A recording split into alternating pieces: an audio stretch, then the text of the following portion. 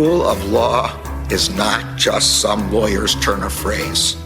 It is the very foundation of our democracy. The essence of the rule of law is that like cases are treated alike.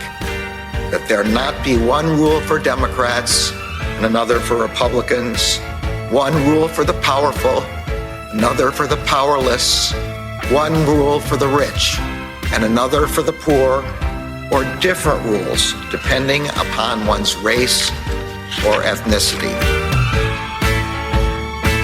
To serve as Attorney General at this critical time is a calling I am honored and eager to answer.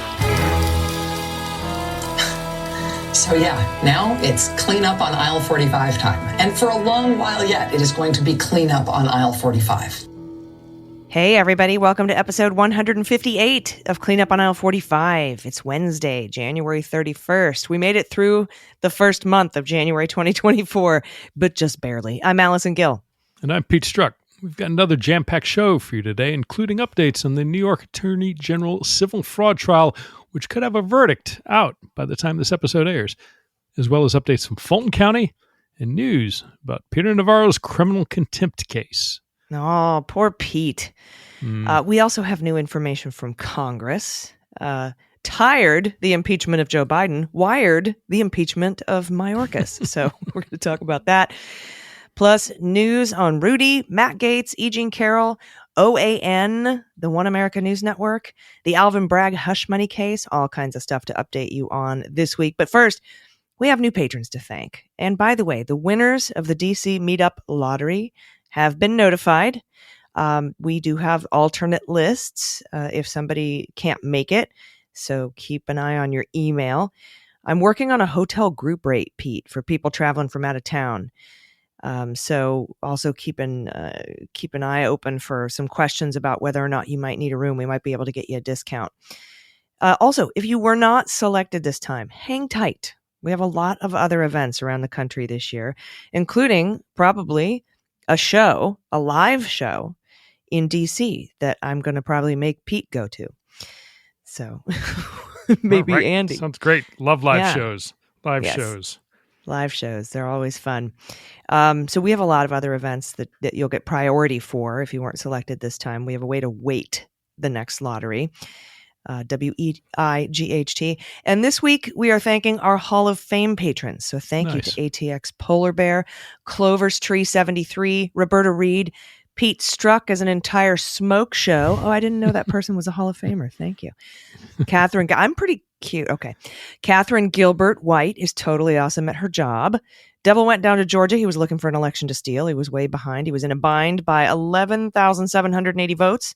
Star Lennis, Sharon Tukalski, take a load off Fani, take a load for free, take a load off Fani, and you put your load right on DJT. Love that. And of course, at Dirt Road Dems. So thank you very, very much. We couldn't do this without you. Seriously, you would not be listening to this. You wouldn't be getting the bonus episodes if it weren't for our patrons. So thank you, thank you. So Pete, what do you say we start with New York Attorney General civil fraud trial, since we could get that ruling any minute? As we're talking, we don't have it, but as you're listening, we might. Judge Engoron says he expects to rule by Wednesday, January 31st, which is, as you know, the day this particular episode airs. So people of the future, you may already know the Trump organization's fate. But additionally, Pete, the New York Attorney General notified Judge Engoron that the Second Circuit Court of Appeals affirmed pharma bro Martin Shkreli's lifetime ban from the pharmaceutical industry. Do you remember that guy?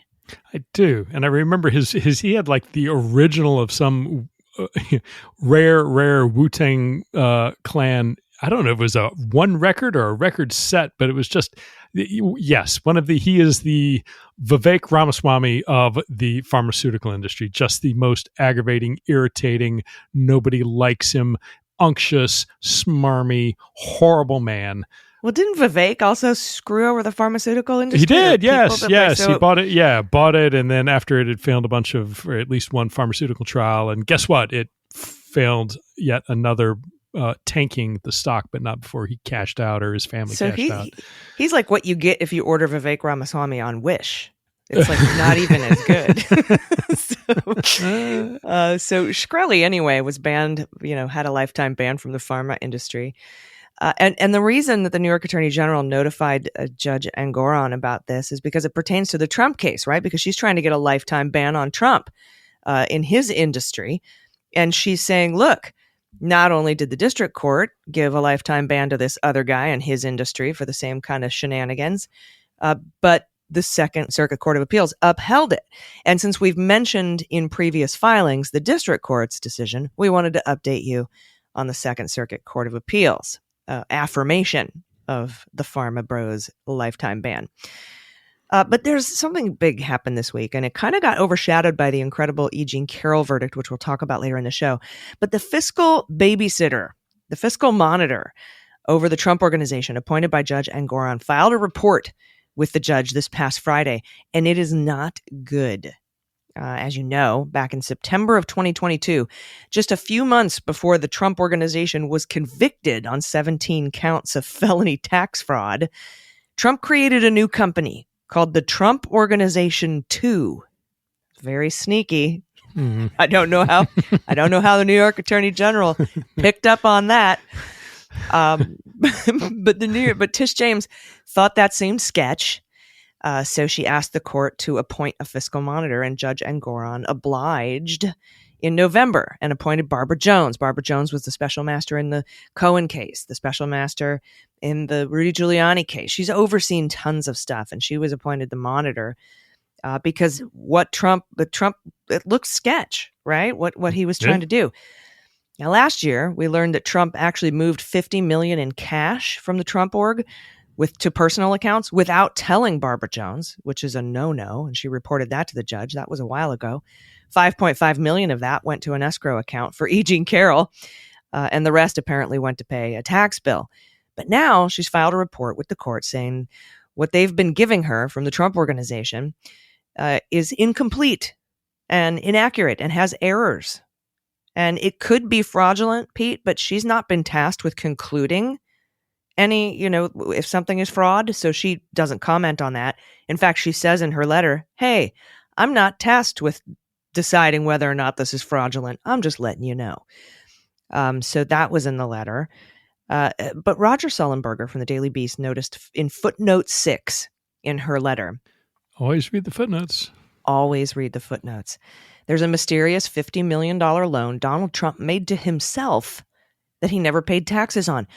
We've been talking about this mystery $50 million for a long time, and this could be a big deal if, there's no other entry to balance it out in the books. He may be getting a $50 million tax break by loaning money to himself through a shell corporation that's not called Trump Organization 2. It's called, I don't know, some Connecticut surfware. So it's actually looks like it was meant to hide money, which is really interesting.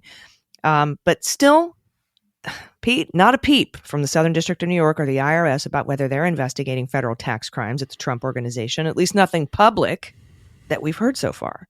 This is the same man that, the IRS customarily audits every single president in our nation's history, and they did up until President Donald J. Trump, which somehow managed to escape scrutiny because I guess it's just too hard. And as we've talked about, New York State, when they forwarded over all the civil stuff after the investigation, also sent a copy to the U.S. Attorney's Office and the IRS saying, hey, by the way, here's all our work, and you can see what we did, and we think there might be violations of federal tax law in there. And yet, time and time, is it just too hard? Is it just too hard?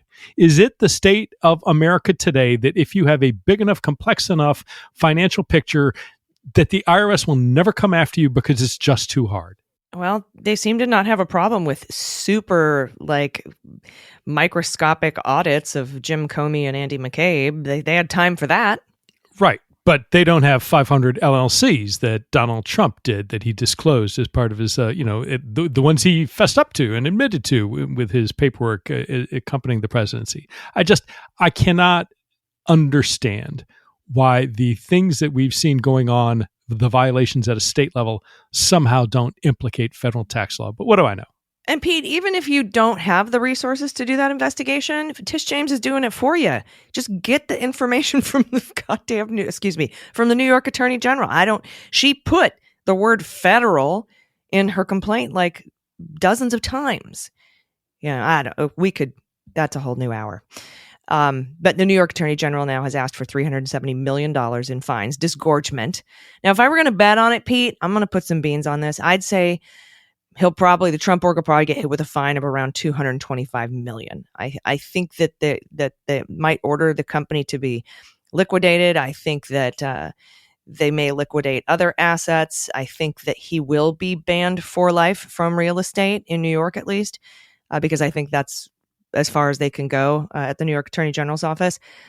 But I don't think Dunn Jr. or Eric will be hit as hard as their dad will because of some pointed questions that Judge Engoron had for the prosecutors during the trial, specifically asking, where's the evidence, with regard to Don Jr. and Eric. So I think Don Jr. will get off the easiest. Eric might be a little screwed, but I think the Trump org and Donald Trump are going to be hit the hardest. But that's all just guesses based on testimony and evidence and stuff. Yeah, I'm going to take the north side of that bet. I think it's not going to be 370. I do think it may be more than 225, but I completely agree with you that the kids, and especially we didn't even mention Ivanka, I think the kids are going to be in a place that whatever happens to Don, the father, the kids, and I do think it will be severe, and I do think it may well include a lifetime ban. I don't think that'll apply to the kids. So I think that the organization and the family will have the ability to sort of shuffle some of these assets and business practices to the children in a way that lets it continue, not uninterrupted, but the dirty secret in all this is that, Trump, despite all his talk about how wealthy he is, his fortune, such as it is, if you believe, even half of what he says, it's not a liquidity type fortune. It is stuff that is largely either real estate and or fictional, the licensing ability. Yeah, and that. Like his $40 billion brand or whatever the hell he says his brand is worth. Oh, yeah. Funny how the Saudis and others and Russians are willing to pay all kinds of money. Just funny how that works. He did testify that he has $400 million in liquid cash. We'll see. We'll see. Because I bet, if it is too. But again, keep in mind, this is the guy who allegedly in the fall of the 2016 campaign season was so tight for cash that literally millions of dollars, like 10 million or less, was a huge, big deal at the end of the 2016 campaign. So it's not, he talks a big game and he says he doesn't. I think if you say go with your figure, 225, and so let's add that. So potential 370, you say 225. I think it'll be somewhere between the two. A jury just awarded E. Jean Carroll $83.3 million in her defamation case, and she got $5.5 million in the first trial. So if you add those two, take your figure, 225, add that 83, 5, we're easily $300 million and over. The man doesn't have that much liquid cash, and it would thrill me to see him have to sell some real estate or have real estate seized or have liens put on it. Sold for him because he won't be able to put off to pay, to give to E. Jean Carroll. He would lose his mind. But it is not, everything is a lie. Everything is overblown. He is a con man. It is a confidence game. He rigged polls. He lied about how many people were at his inauguration. He lies about his crowd sizes. He lies about other sizes. I mean, the guy, he's always overcompensating his worth, value, perceived or otherwise, to the public, 100%, all the time. Right. And it has gone back to whether he was promoting a boxing match, whether he was promoting a casino, whether he was promoting some new property. It is all about hyping something up beyond what its probably fair, reasonable value is. And I have no belief that his actual fortune is anywhere near what he claims. But you can't get around $300 million, and we'll see what happens. He might have to pay after this pyramid scheme apprentice fraud trial that's happening in February. There's a bunch of stuff coming up for him. So we'll find out. And and he's just covering himself in glory. I mean, last Thursday he testified for 3 minutes, and then he started complaining that I'm not able to defend myself. But it wasn't. There was nothing to defend. The trial was about damages. The time to defend himself was during the first defamation trial, where the jury found him liable for sexual assault. And we talked about this time around compared to the first trial. This is going to likely be far right. In Eugene, this is likely to be, I'm pivoting from the real estate to Eugene. Her $83.3 million is way larger than 5.5, largely because his reach as president was much larger than it was after he left office. So remember, that first trial was actually the second, Eugene 2, for statements he made after he left office. This is the one that involved the statements where he was using the bully pulpit of the presidency inappropriately. It was far, far higher. And, it could still go higher because he continued to defame her during the trial. He's been conspicuously silent following trial for like the past few days. I don't think he's going to be able to keep that up. But, he continued talking about her on Truth Social throughout the trial. And he's going to, regardless of whether or not he appeals, regardless of however long it takes, he's going to have to pay the amount into an escrow account or get a bond and pay part of it if he wants to appeal. And, interestingly enough, I saw some people talking about, there is the possibility that what Eugene, particularly given her age, she can sell essentially those proceeds to somebody who then are entitled to go after the recovery. They're responsible for all the appellate litigation. That you do it, you average it down because you're getting money today for the future money. But essentially, you can make a deal with somebody to say, "Hey, look, give me a smaller portion of this. I will assign you the rights to the full recovery, and then let somebody go after it." She can call 877 cash now. Exactly, and get the cash now and do what she wants. And I mean, it may not be, I don't know what the fraction of it that she could expect to get, but I mean that. For her, that would be great. I mean, particularly, given her age, it gives her money to use right now as she wants to. She indicated in an interview, I think last night, that she wanted to do something, a good cause that would drive Trump wild, perhaps setting up a fund for the victims of his sexual abuse. But, there are any number of very, smart ways that she could potentially get some money now while all the litigation and pursuit of Trump's assets continues into the future. But it's not going away. It's not going away. It's interesting, whether $83.3 million is enough. I mean, he was quiet. He didn't bring her up by name in his Nevada rally, but he did on Sunday share a Truth Social post that defames E. Jean Carroll. So he's kind of right back at it. I'm hoping to see perhaps they file for an injunction to get him to stop under penalty of additional fines and possibly jail time. We'll see what ends up happening, kind of like what they did over in the Ruby Freeman Shea Moss case. But we'll keep an eye on it for you and we'll keep reporting it. All right. We do have to take a quick break. We have a lot more news to cover. So stick around. We'll be right back.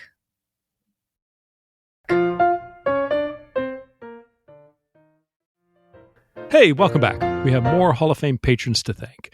Christine Tachner, David Chandler, Dr. David, Karen Sherman, Lisa Rollison. Personal circumstances are unfortunately obliging me to cancel all my subscriptions. So if you've been thinking about stepping up, Mr. Halfspeed, Cindy McNary, Tiffany Trump was adopted, and Maria Tovar. Thank all of you so much for your support. You make this go. You are key partners in our ability to put this together every week, to put the bonus together and get that out to you as well. So thank each and every one of you for your support above and beyond. Simply can't thank you enough. So let's move from New York down to Fulton County. We have a lot of updates. So first up, Trevian Cootie attacks Sidney Powell, Ken Chesbro, and Jenna Ellis for flipping on Donald Trump during a bizarre interview at, guess where, Turning Point USA's America Fest in December. Quote, "I'm just in the main RICO case where you had, your defendants like Jenna Ellis, plead guilty, and Sidney, Kenneth, so forth. But in a world of Jennas and, Sidneys, be a Trevian Cootie, be a fighter, be loyal, be loyal to the country. It's okay to be on the front lines. I just know that I would like to have the support of this country as I fight for this country," unquote. Is that... She seems to be towing the line of violating her bail conditions. She's not supposed to talk about witnesses.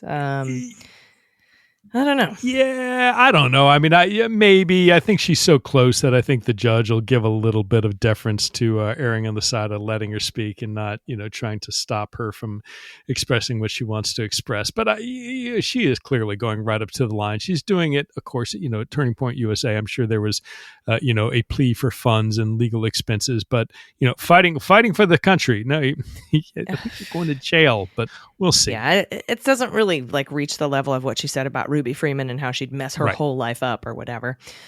But it continues. And if it's not, if motions aren't filed on bail conditions, I'm sure it might come up later in some sort of a pleading or during trial.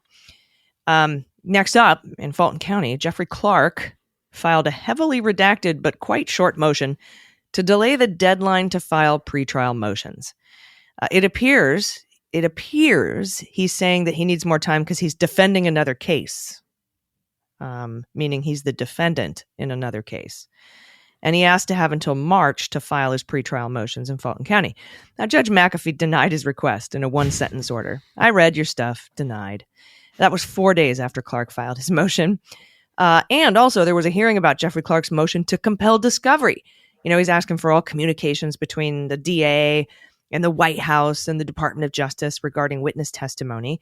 And specifically, he's saying there are 2 letters that haven't been handed over from the White House about witness testimony, which makes it sound like Joe Biden is coordinating with the Fulton County DA on witness testimony. No, these are letters.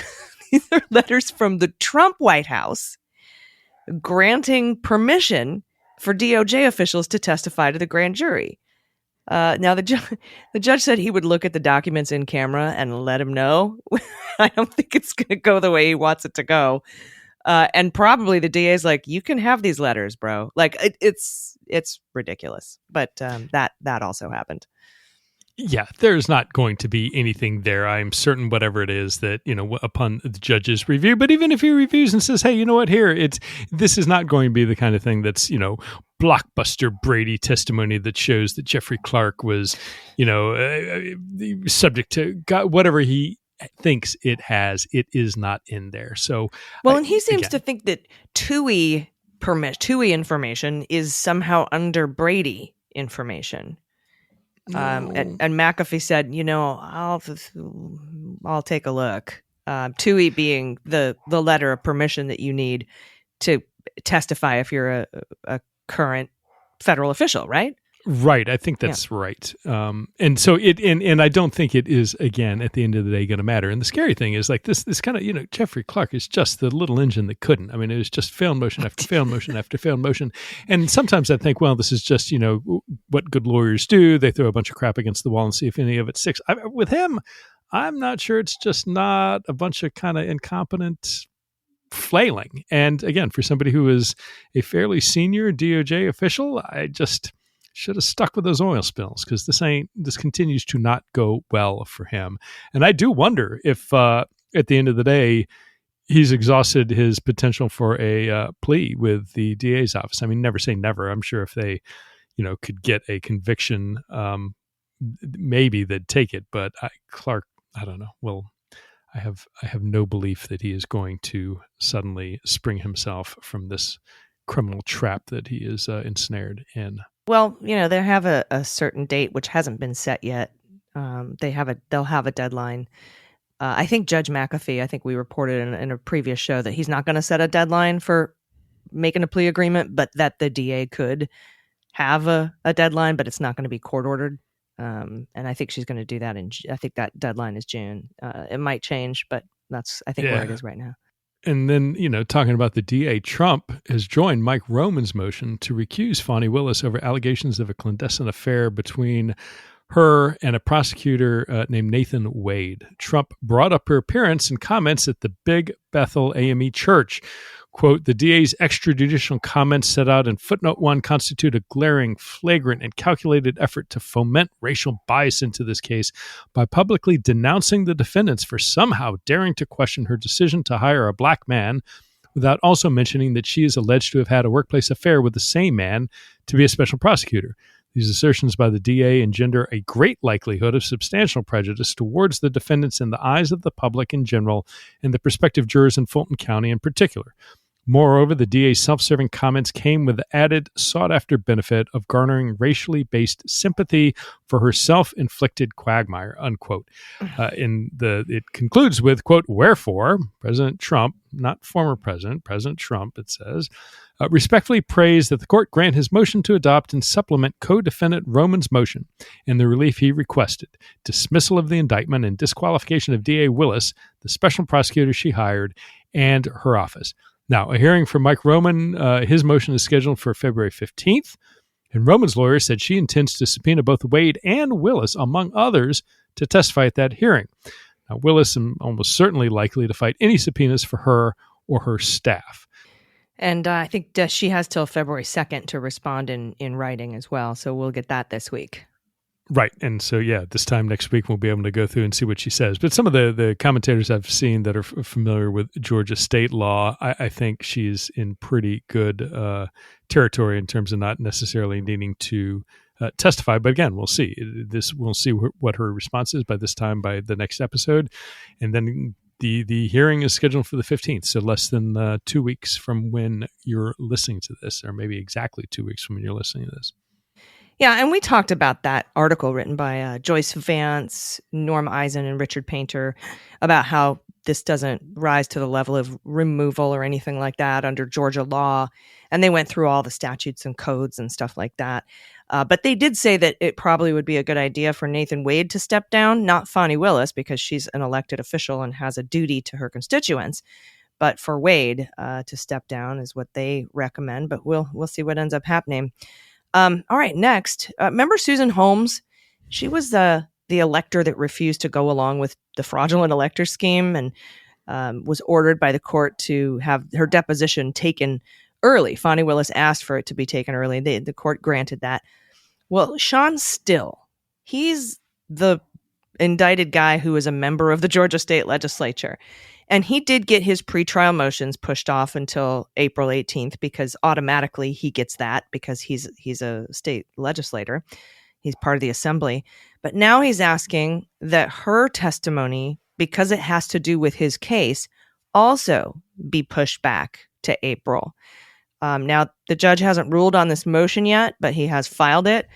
I am not familiar enough with Georgia law to opine on whether her deposition is part of his case. I mean, everyone's deposition would be part of his case because it's RICO, but I'm not sure that the automatic continuance that he's granted for being an assembly member extends to the deposition of other witnesses. But I'm assuming we'll get a ruling from Judge McAfee, and we can talk about that on the next show. The dangers when you bring a case this large is all these different interconnected pieces. Most of them will get by fine, but every now and then, if you have something which triggers a conflict with something else, it has the danger of slowing things down. And that's part of the reason they're eagerly trying to get as many people as they can to plead, so they can focus on a much smaller group. But we'll see soon enough. Much like the Mike Roman motion, I would expect that we're going to get some idea of this within the next few weeks. And so this is one more piece out of Fulton County. This is from Politico. Quote, after fighting a 4-month legal battle all the way to the U.S. Supreme Court to block his grand jury subpoena and losing, Senator Lindsey Graham turned on a dime and, quote, threw Trump under the bus, unquote. According to secret grand jury testimony in Fulton County confirmed by authors Michael Isikoff and Daniel Klaidman, Graham testified that if you told Trump, quote, that Martians came and stole the election, he'd probably believe you, unquote. He also suggested to the grand jurors that Trump cheated at golf. Allison, I'm going to go out on a limb and suggest that perhaps we need not frame that as a suggestion. I'm going to be bold and say the man cheats at golf, and no two ways about it. But he drives his golf cart on the green, so he's such a. I say yes. He plays golf like he plays at life, just a exaggerated, cheating, horrible, no fun to be around person. But now the article continues. After Graham was finished testifying, Isikoff and Klaidman write, he bumped into Fani Willis in a hallway and thanked her for the opportunity to tell his story. Quote, "That was so cathartic," he told Willis. "I feel so much better." Then, to the astonishment of one source who witnessed the scene, South Carolina Senior Senator hugged the Fulton County DA who was aggressively pursuing Trump. Quote, Willis's reaction? Quote, "She was like, whatever, dude," according to one witness of the strange encounter, unquote. So there you go. You know, he could have told his story He's to anyone, the public. And yes, he could have, and he won't. And this is something that I would love to see Nikki Haley pick up on it, because the South Carolina political landscape is ripe for Lindsey Graham's not a big, I keep thinking back to those South Carolina events that Trump shows up. And when Lindsey Graham is there with him, Lindsey isn't always that well received. And I think this is just one more thing that could add a little bit of friction to the body politic of the state of South Carolina. Yeah, he's the Lindsey fish. He just goes with whatever suits him best at the moment, All right, let's see. I like the whatever dude, according to a witness of the strange encounter. So thanks for the Politico reporting on that. We have a lot more to get to, but we have to take another quick break. So everybody stick around. We'll be right back.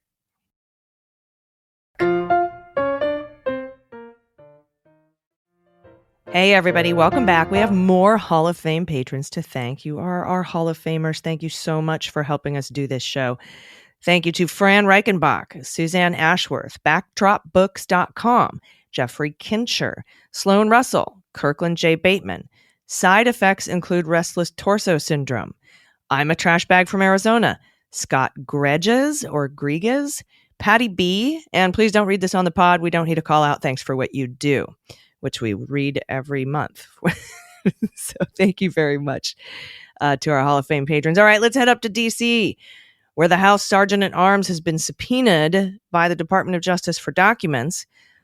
And that's all we knew when the announcement was made on the floor of the House, notifying the Speaker of the House, because by Rule 8, you have to notify the Speaker of the House when somebody in the House is subpoenaed. And Jake Sherman from Punchbowl News is reporting now that this may be about a Democrat in Congress who apparently is allegedly spending security money on non-security things. That's really all we know at this moment. So I really can't comment or speculate further, but boy, that weaponized Department of Justice going after Democrats. Yeah, exactly. And I'm sure this will be both a focus of heightened attention on not only Fox News, but we'll see if, Jim Jordan and James Comer and the Ethics Committee in the House jump all over this, because you can, if it's misuse of government money. And look, a crime is a crime. If there was misuse of government money, then it should, and it is illegal, then it should be investigated. But, any notion that somehow this is, one-sided, that Joe Biden is politicizing the DOJ to go after Trump and all his minions. Really? Because it sure looks like there's a Democrat member of Congress who is under the microscope right now. So again, don't try and bring facts to any of these folks. It won't matter. Do you think Fox News will break into their Taylor Swift is a PSYOP coverage? It's hard to say. I cannot wait. The only sliver of light coming out of the Detroit Lions' absolute collapse in their game against San Francisco 49ers is that with the Lions out, I will shamelessly and without hesitation probably might even paint my face red to cheer for the Kansas City Chiefs, just because of the nuts which MAGA Nation, Football Nation, is tying itself into, because this, white male playing for a Midwestern red state team with a somewhat, not even somewhat, with a racially offensive name, dating a blue-eyed white country singer, somehow has them flummoxed about not knowing what to do. But it's a totally brand new thing for a pretty popular girl to be dating a guy on the football team. But right, I think she's more pop than country. But yes, understood. Yeah, and it's like, they don't want to be bothered by having her always on the show. Now, it doesn't matter. You can point the cameras at the cheerleaders. Now, that's fine. That's fine because they're there to entertain the men. But if you have a successful woman billionaire who is empowering other women and encouraging youth in general to vote, well, that's just beyond the pale. We cannot have that. What is our democracy if people are going to vote? It's terrible. Mm-hmm. Mm-hmm. But we did get some interesting news out of the DC federal court this week. Yeah, and that's Peter Navarro has been sentenced to 4 months in prison for defying a congressional subpoena issued by the now defunct January 6th Select Committee. So we'll see. I anticipate he won't quickly appeal, much like Steve Bannon has done. But 4 months. That's 120 days in the poke, and couldn't happen to a more deserving guy, if you ask me. Yeah, and Judge Amit Mehta has not ruled whether or not he will allow Pete Navarro out for the pendency of his appeal, like Bannon is. So we'll I assume we'll get a ruling on that in pretty short order. Next up, the GOP-led House Ethics Committee is investigating Florida Rep. Matt Gaetz, as we know, and has contacted multiple new witnesses, including the 17-year-old minor he was allegedly trafficking, and the Department of Justice for records from their federal probe into Gaetz, which after, I think, over 2 years, did not result in any charges. There's so much alleged sexual crime going on here. We don't even have allegations for Donald Trump. It's actual, sexual assault up in New York that he was found to have committed. We got Matt Gaetz with a minor. It's like, come on. This isn't even getting into the Moms for Liberty spouse and Republican state official who was accused of sexually assaulting a poor woman down in Florida. It's just there's so much of this, and it just never seems to end, and it's so aggravating.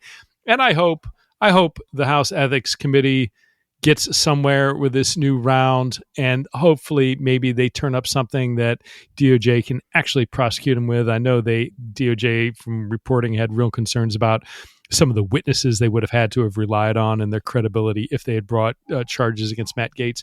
But come on, this is just such disgusting behavior. Mm-hmm. Yeah. Shockingly enough, after a break and talking to their constituents, Senate Republicans are souring on the idea of impeaching Joe Biden. Senator Cynthia Loomis told the Messenger, quote, "This is a cynical thing to say, but I kind of hope that the evidence does not lead them to a place where they feel like they have to go through an impeachment." Senator Todd Young's constituents in Indiana aren't excited about impeachment, he said, describing potential Senate trials as, quote unquote, time-consuming and, quote, highly contentious. "I have long spoken about my concern that snap impeachments would become the norm in this body," unquote. Now, investigations from the three House committees, Oversight, Judiciary, and Ways and Means, have yet to uncover any high crimes or misdemeanors from Biden.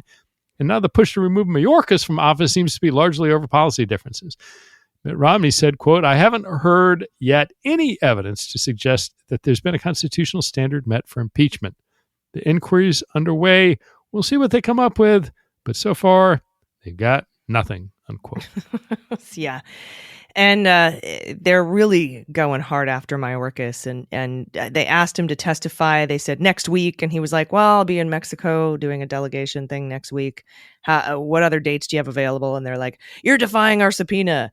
We're going to put that in our thing." It's absolutely ridiculous. As we know, I mean, we are out, Pete. We're out of adjectives to describe what's going on in the House with the Republicans, but they're increasingly disenchanted with Rep. James Comer. These are the Republicans saying his leadership of the Biden impeachment inquiry has become a clueless investigation at best, and at worst, a disaster. Those are quotes. Quote, "One would be hard-pressed to find the best moment for James Comer in the Oversight Committee." That's one House Republican lawmaker who spoke anonymously to the Messenger and also said, "It's been a parade of embarrassments." James Comer continues to embarrass himself and the House Republicans. He screws up over and over and over, the source said. "I don't know how Republicans actually impeach the president based on his clueless investigation and lack of leadership." These are This is Republican on Republican. Yeah, but pretty much sums it up. And I'm sorry, it has become a clueless investigator. I don't know that it came out of the gates. It was like the starting gun goes off and you're like, holy cow, that's a clueless investigator right there. It has been, we're going to get to it. They're going to get to it. I'm sure he's still going to get to it. Who had, at least some point, Trey Gowdy, I mean, he's a sophist and I have very little, I frankly don't have much at all to say good about the man, but he's bright. And he was a prosecutor, and you could tell James Comer is no Trey Gowdy. I mean, he's not even, who is that knucklehead from Utah who left? He's on Jason Chaffetz. He's no Jason Chaffetz even. And Jason Chaffetz is a poor man's Trey Gowdy. I mean, we are spiraling down into the clown car, and we're left with, the people who couldn't make the JV team, the JV circus team. They were not picked up, and so that's who we've got. And here we have allegedly an actual Democrat who's misappropriating security funding in the House. Nothing. No. Nothing from any Republican committee. All right. And continuing, let's pivot from the House over to the Senate. New Jersey Senator on the other side of the aisle, Bob Menendez, wants a New York judge to toss out much of the evidence in the bribery prosecution against him, saying investigators illegally searched his residence as revenge, because the Democrat defeated a prior prosecution in his home state. Menendez's lawyers said FBI agents ransacked the senator's home during a June 16, 2022 raid, seizing, quote, virtually anything of value. Agents broke down doors, even in some cases where the doors were unlocked, and tore apart closets, wardrobes, dressers, and other storage locations in the home, flipped over documents, and rifled through file folders, they wrote. Continuing, the FBI seized all manner of things, including the cash and gold bars that the government has made the centerpiece of its case. Yes, because they allegedly came from a goddamn foreign agent in exchange for favors that you allegedly did as a senator on the Foreign Relations Committee. And it drove me nuts when Trump complained about this crap at Mar-a-Lago. It drives me nuts when Bob Menendez says stuff like this about his house. There's a standard procedure that agents follow when they do a search. There is nothing untoward here. You're an alleged criminal. In my opinion, you're going to jail because you broke the law and abused the public trust. And frankly, this sort of whining, save it. Pete, they got a search warrant based on evidence. And then they came in and took the gold bars, which have serial numbers from gold bars that were stolen from one of his accomplices. And then they looked and rifled through documents. Can you imagine? No, you don't want the FBI rifling in through your stuff and seizing your gold bars. Don't take gold bars from an agent of a foreign power. How about that? There's a pretty easy solution to this, Senator. It's the same solution. You don't want people rifling through Mar-a-Lago. Don't steal classified shit. And when the government comes and asks for it back, give it back. Don't hoard it and then go talking about it. That's the way you keep the FBI from going through and seizing classified material, which, by the way, can we just start, we're on the verge of potentially, 3 servicemen and women were killed in Jordan on the Syrian border from what looks like an attack by Iranian-backed militias. And we may be well headed towards, some pretty significant military action, increasingly directly against Iran, potentially. Let's just take a pause and think about all the classified information relating to Iran that Donald Trump allegedly kept and talked about with Mark Meadows biographers and God knows who the fuck else, and ask ourselves, on the eve of potential military action against Iran or Iranian proxies, how much greater Trump's action created greater harm to the national security of the United States because of his inability to follow the rules regarding the handling of classified information. Just stick that in the back of your head as we watch what unfolds overseas. Well, not only that, but do you remember how hard he went to obstruct justice against Halkbank for allowing Iranian sanctions to be skirted? He was helping money go to Iran. His tower, his Azerbaijani tower, ended up being a laundromat for the Iranian Revolutionary Guard. Trump is a friend of Iran, and notably so. He fired federal prosecutors that were investigating those sanctions, the sanctions busting. He talked to Barr. He talked to Matt Whitaker, trying to get them to drop the investigation. He tried to get Rex Tillerson to force the DOJ to stop investigating that. And then when all that was said and done, he created an account in Qatar for the Iranian money to go into. And then when that was released, that's when all the Republicans and the right-wing media was like, Joe Biden has given billions of dollars to Iran. This is all, anyway, I could go on for a long time. But this is only an hour show, and we have still a lot more news to get to. So let's take a quick break first, though. Everybody stick around. We'll be right back.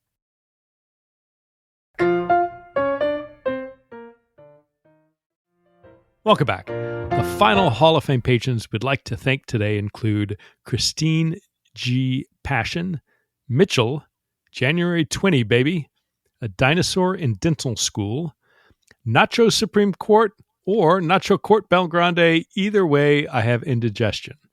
Chris Simpson, David in Brooklyn, Lance Buckley, Greg Kreimer, Charles Jones, and did we confirm Pete's uncle is a patron?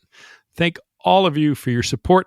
Again, you are the elite folks who really go above and beyond to keep the show rolling. So thanking each and every one of you for your support of the program. So a few final stories that we want to cover today. Let's start with Smartmatic's $2.7 billion with the B dollar lawsuit against Fox. A New York judge ruled last Wednesday that Fox will have to face the defamation lawsuit after denying Fox News parent company's motion to dismiss the suit. So game on. And if you to the extent that people may be waiting to potentially settle to see if it would survive the motion to dismiss, it did. But Smartmatic must also face Fox's counterclaims that the substantial defamation claims are intended to suppress free speech. The judge ruled in a separate order. And then finally, and this is really interesting, just came out today, in other Smartmatic news, the president of the far-right network One American News apparently sent a potentially explosive email to former Trump campaign lawyer Sidney Powell with a spreadsheet claiming to contain passwords of employees from the voting technology company Smartmatic, according to court filings. Now, the existence of the spreadsheet was recently disclosed by Smartmatic, which is suing OAN for defamation. CNN pieced together who was involved in the email exchanges by examining court records from 3 separate cases stemming from the 2020 election. Lawyers from Smartmatic told a federal judge that the email and the attached spreadsheet suggested OAN executives, quote, may have engaged in criminal activities because they appear to have violated state and federal laws regarding data privacy. And Allison, I'm super interested to see where this goes, because there are some, the CFA, there are the federal cyber crimes, particularly if you get access to somebody's account and their password and log in, appearing or, pretending to be them. There's significant federal crimes that get triggered by that with significant penalties if that's what happened. Now, we've got a long way to go. We don't know if these, in fact, are accurate accounts and passwords. We don't know if anybody took action to access that information. But again, it goes to, this is one of the reasons why civil litigation matters. This is one of the ways in which civil accountability and more broadly, the judicial system are as much of a check on Trump's behavior as anything else. And this is not what Jack Smith is doing. This is not what Fani Willis or Alvin Bragg or anybody else. This is civil litigation that Smartmatic is doing. And it sure looks like OAN, it doesn't look good. And I am very interested to see if any state or federal investigative agencies open cases based on this information. Yeah, or if Jack Smith already has it on Sidney Powell, and she's an unindicted co-conspirator in January 6th, and maybe he's just, again, waiting to drop those waiting to, indict those co-conspirators after the Trump trial goes, so that it doesn't get bogged down with additional motions and push it into 2025. Who knows? We will see. I have a feeling it might take a while, but we'll figure it out. Next up from Brandy Buckman at Law and Crime.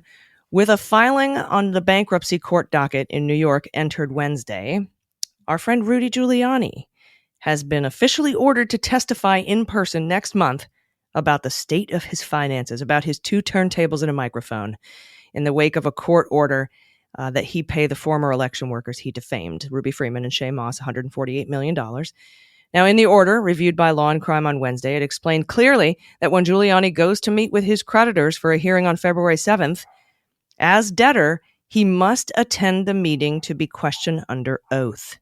So we may actually find out if Rudy's broke or if he's hiding assets, as Ruby Freeman and Shea Moss and their attorneys have said. We want to be able to go after him in other jurisdictions. So that's going to be interesting. Yeah, and you can bet that, when we spoke to one of the attorneys for Ruby Freeman and Shea Moss, and we're talking about all the, the smart CPAs and financial investigators they have on the team to listen to what Rudy has to say. And again, he goes there and does not disclose something or misstate something. He can open himself up for yet more, criminal trouble, and if he purges himself. So I can't, having read his filing about what the extent of his assets are, I can't believe there's not more money somewhere else out there. And so we'll see soon enough. There are a lot of really qualified, talented people who are going to dive into that and try and figure out whether or not that's accurate. Well, he has a podcast, but he doesn't have our Hall of Fame patrons. So who knows? That's true. He's also got what's the little thing where you can pay him $30 and have him read little teapot poems, Cameo? It's like, oh my God, can you debase yourself any further?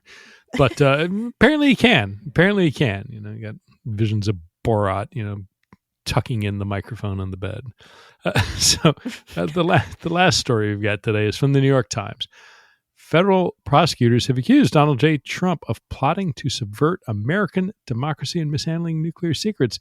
But with those cases in limbo, state prosecutors in Manhattan, don't forget about them. They're gearing up as though they'll be the first to try the former president on criminal charges for covering up a potential sex scandal. And the Manhattan District Attorney's Office has begun to approach witnesses to prepare them for trial, including Michael D. Cohen, Mr. Trump's former fixer, according to people with knowledge of the matter. He and at least two others involved in buying a porn star's silence about her story of a tryst with Mr. Trump are expected to meet with prosecutors in the coming weeks. With the potential trial drawing near, the district attorney, Alvin L. Bragg, has also added one of his most experienced trial lawyers to the team assigned to prosecute Mr. Trump. And in recent public appearances, Mr. Bragg has presented the loftiest possible conception of the case, casting it as a clear-cut instance of election interference in which a candidate defrauded the American people to win the White House in 2016. Mr. Trump did so, the attorney argues, by concealing an illegal payoff to the porn star, thus hiding damaging information from voters just days before they headed to the polls. If the federal case is delayed by several months, Mr. Bragg would most likely be the first prosecutor to put a former American president on trial, even as he has conveyed a willingness to wait. Although he was the first to secure an indictment of Mr. Trump, Mr. Bragg has said he will not, quote, stand on ceremony, unquote, all but encouraging the federal trials to jump ahead of his in line. And so that's the New York Times reporting. Given the way we are still waiting, Allison, for decisions out of the D.C. Circuit Court of Appeals. And having spent a career in law enforcement, it is not at all surprising that the judicial system is slow. Some say that is a feature. I would argue many times it can be a bug. I think there's not always a lot of urgency on the part of a lot of courts, and some of it is, quick law makes for bad law. Many things make for bad law, but quickness is not always good. But there's also a sense of a little more alacrity across the board might be a better thing. And I think for folks who didn't follow or weren't familiar with the judicial process until Donald Trump racked up 91 indictments, they're finding out the fact that, yes, things do take a long time. And so that's all to say, while D.A. Bragg has said he'd be happy to wait, I think it may be quite likely that he's the first to go, just because other things will not be ready to go when he is. Yeah, and it's going to be interesting to see how all these trials end up, how they end up falling on the calendar, right? It's like we said at the beginning of the show, we've got the fraud civil trial in February for the pyramid scheme. Any day now, and maybe even by the time you hear this episode, we'll have the Judge Engoron ruling for the New York Attorney General civil fraud trial. There could be additional defamation suits brought by E. Jean Carroll. Ruby Freeman and Shea Moss may sue Trump for defamation after they successfully sued Rudy Giuliani. And then, of course, we've got the two federal trials, like you said, both on hold. The documents one, because Judge Cannon is just incompetent or slow or in Trump's pocket or all three. Who knows? And then, of course, like you said, we're waiting for that immunity decision from the D.C. Circuit Court of Appeals, which I thought we would have had a week ago. But it's still out. They're still deliberating, I guess, or writing, or I'm feeling good about this week. I think so too. I think we're gonna get the Engoron ruling, and I think we're also going to get the immunity ruling in the federal cases. But regardless, even if they lift the stay this week on the DC trial, we are about 50 or 60 days of additional delay, probably more for additional, motions and things that happen before trial. And, as Andy and I have said now for the last month or two, this probably is going to go in May, right? April, May, June. So does that give Alvin Bragg enough time for his trial, which is scheduled to start at the end of March? It might, but we'll see. Either way, I think we will get some kind of conviction, or at least a trial for criminal behavior of Donald Trump before the election. We will see. I worry that Alvin Bragg is our one and only potential shot at doing that, but we'll see. Yeah, and you have to remember the crimes that Alvin Bragg is going after are far older than the insurrection crimes. So it's not like, you can't really compare Alvin Bragg's prosecution with Fani Willis's or the DOJ when you go on a timeline, because DOJ and Fani Willis are going after stuff that happened, January 6th and that surrounding time frame, whereas Alvin Bragg's talking about stuff that happened in 2016. So that's how long this stuff takes. And it's, again, frustrating. I understand. I get it. I am also frustrated. I'm sitting here refreshing Pacer as I talk to you, Pete, to find out where this immunity thing is. And I keep forgetting I'm West Coast, so the court's closed. It's 7 o'clock. Ain't nothing coming out late at night. So we'll, but mid late week, I'm feeling good about this week. Yeah, we'll see. God help us if it's not, but feeling good about this I know, week. Come on. But, maybe that gives enough pushed back for Alvin Bragg to go. We'll see. Anyway, thank you all so much. Again, thanks to our Hall of Fame patrons. Thanks to everybody who listens to this show. Even the simple act of listening to this show really, really helps us out. We appreciate you. I got to hang out with Pete on a video here wearing a suit because he just came fresh off of a hit on MSNBC. Make sure to catch him there as their what's your title? Legal analyst? Law enforcement? No, I'm just a former FBI agent and talk about national security stuff and law enforcement stuff. So you're Pete. You're just Pete. You're Pete. Yeah, just Pete. So thank you very much, everyone, for listening to this show. It really makes me happy, and we appreciate you. I don't have any final thoughts. Do you have any final thoughts, my friend? Nope, sure don't. We'll looking forward to the bonus coming up at the end of the week. Have some really good feedback. We have amazing listeners, by the way. All of you blow me away. Some of the comments that come in and expertise that's out there. But we were talking about the pill mill that was the White House under Ronnie Jackson. Had some really interesting feedback, and finally that story is picking up a little bit of play in the mainstream media. But we can talk about that a little more in the bonus. But thank all of you for your support, and I'm looking forward to this, both the dinner and the live show. The hijinks of a live show. Anything could happen. Oh, well, I have usually a script. I hope you don't screw it up, Pete. Anyway, we'll see you all next week on Cleanup on Aisle 45, and patrons will see you this weekend for the bonus episode. If you're not a patron yet, you get twice the number of episodes. So head to patreon.com/aisle45pod, AISLE45POD. Sign up, support us, support independent media, supports Pete swearing. He is an entire smoke show. Thank you so much, everyone, for listening. I've been Allison Gill. And I'm Pete Strucker. Cleanup on Aisle 45 is written, researched, and produced by Allison Gill, with editing by Molly Hockey. Our art and logo design are by Joelle Reeder and Moxie Design Studios, and our music is composed and performed by Adam Orr.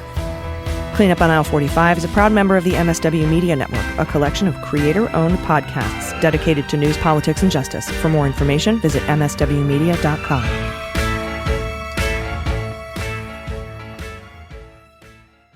MSW Media.